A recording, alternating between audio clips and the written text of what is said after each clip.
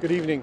What I'm going to try and do is give you a brief recap of what we know now and how this incident transpired today, what the status of the investigation to this point is, and then what we can see in the coming hours, in the coming days.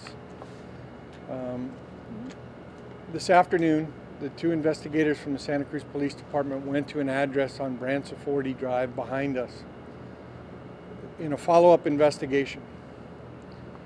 We don't know exactly what transpired in that investigation to start, but what we do know is that in the contact with the suspect, whose name is Jeremy Goulet, a 35-year-old male and resident at the scene,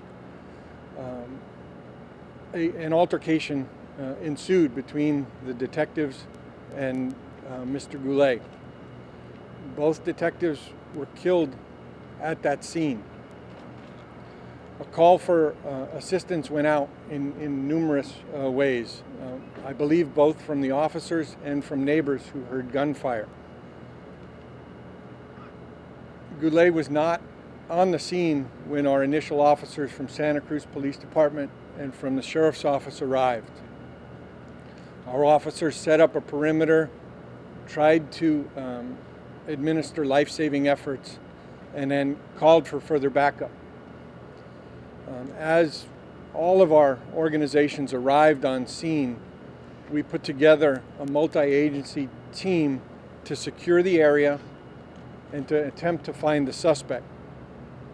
Chief Vogel and I were just arriving on the scene when the first teams who went out in an active shooter search pattern encountered Goulet. A short chase ensued. Gunfire was exchanged between Goulet and a team comprised of sheriff's deputies and Santa Cruz police officers. Goulet was killed at the scene. Immediately following this incident, we gathered our executive management together and we determined that it would be most appropriate for the sheriff's office to assume investigative responsibility of the scene and the murder of the officers that had taken place moments before.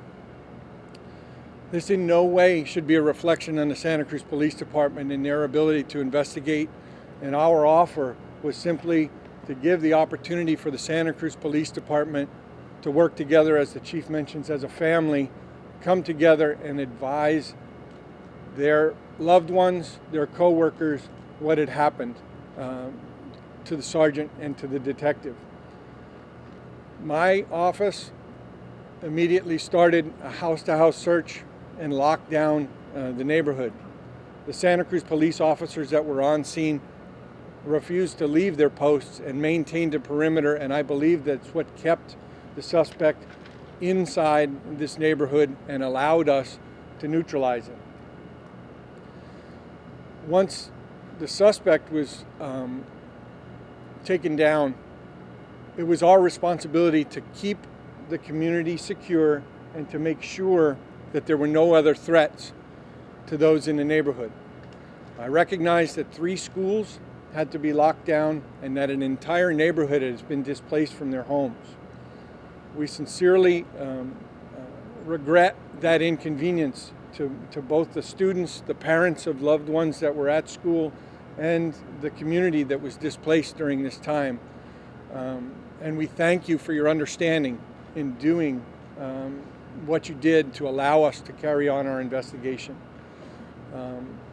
We completed and are just now wrapping up a house-to-house search of the neighborhood to be absolutely certain that there were no other suspects in this incident. It will take days, if not weeks, for us to completely put together what transpired between this suspect and those officers that were killed, and then what caused this to happen. So it'll be very difficult for me to answer specific questions about that this evening. Please know that in these types of incidents, Santa Cruz County has a critical incident protocol that was immediately activated. Our District Attorney Bob Lee, the chief, myself, assigned people to that critical incident team to conduct a complete administrative investigation regarding this incident. That is done for a number of reasons. It's done to find out A, what happened, B, if there are any changes that we can make in the future to protect the lives of our community and our officers, and C, to assist in the eventual criminal proceedings that could or would have resulted in this case. Parallel to that investigation comes a complete criminal investigation which my office is conducting with the assistance of the California Department of Justice, led by Attorney General Kamala Harris, by the Federal Bureau of Investigation, and by allied agencies, not only the cities of Santa Cruz, Capitola, Watsonville, and Scotts Valley, who were here within minutes of this call, but are also still on scene helping us close this investigation. We have also received offers of assistance from our neighboring counties of San Mateo, Santa Clara, San Benito, and Monterey.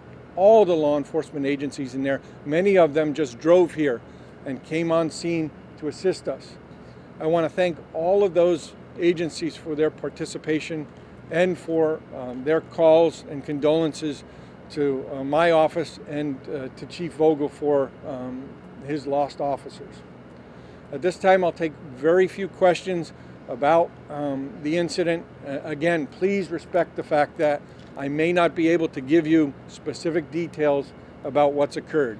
Sheriff, can you confirm that the officers were investigating the sexual assault? I cannot confirm the type of investigation that they were conducting. I know that these were two detectives in plain clothes, police officers, but plain clothes, and they were conducting a follow-up criminal investigation. The details of that I do not know. Was there a second victim shot in the incident before the detectives arrived? To my knowledge, no. What kind of weapons did the shooter have?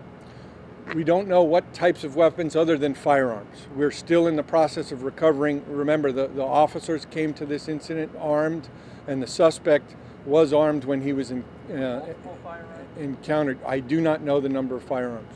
The criminal history of the suspect? I can't divulge any criminal history of the suspect. I personally do not know any at this time. Was he arrested on Friday? I do not know.